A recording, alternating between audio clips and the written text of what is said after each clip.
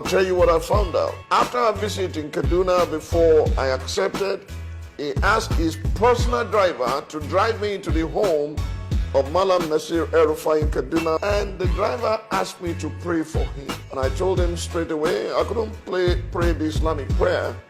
I used to be a Muslim, now I'm a pastor. Do you want me to pray for you in the name of Jesus?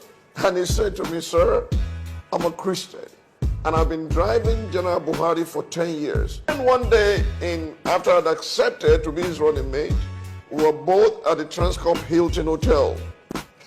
As soon as I got to the door of his suite, the door was open for me, and the two private guards that were there said to me, Daddy, you're welcome.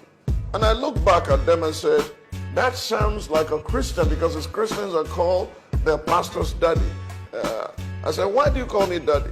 He said, because you are pastor's father in the Lord. I was totally shocked that this man surrounded himself with Christians, and yet they call him an Islamic fundamentalist. In his career within the army, he would not allow Christians to come to do any official duty on Sundays. I became a little persuaded at this stage.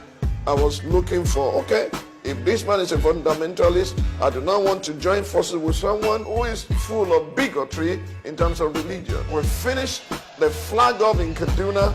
Multitudes gathered, a number of people, the kind of crowd I'd never seen in my life, gathered to honor this man who put together a party within 3 months. And we were so stressed that day, we got into his living room. He was about to go and change, and he staggered and he said, Jesus Christ of Nazareth. I said, what? General, I thought it was a swear word. And General looked at me and laughed and said, Pastor, you don't have monopoly of Jesus Christ.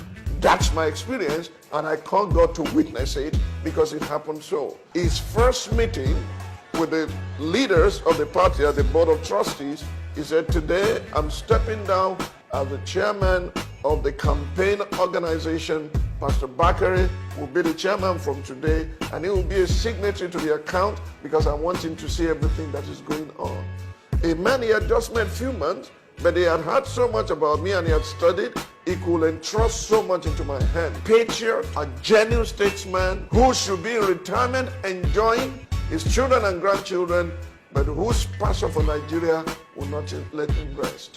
He doesn't laugh, he doesn't joke. You do not want to hang around General for too long. His sense of humor will kill you. He has such a sense of humor. I visited him one day in London while he was recuperating and resting after all the rigors of the campaign.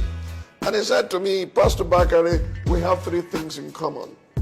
And I said, 3 things? He said, yes. He said, what are the 3 things?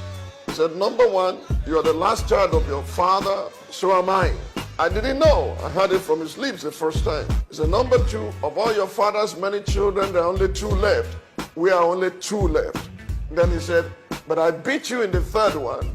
Your father had 22 children, my father had 23 children. And we laughed. And I said, General, there's one I beat you also. He said, what's it? I said, I was a Muslim, you're a Muslim, I'm now a Christian, you're still a Muslim. And he laughed so heartily, as if you would have thought that fire would come out of his eyes. Not General Buhari. May those who believe in lies desist in it, so that together men of goodwill can put hands together to build a nation that we all can be proud. I moved the motion for the merger at Eagle Square, and you became president. Now my mouth is smelling. It is the same mouth too.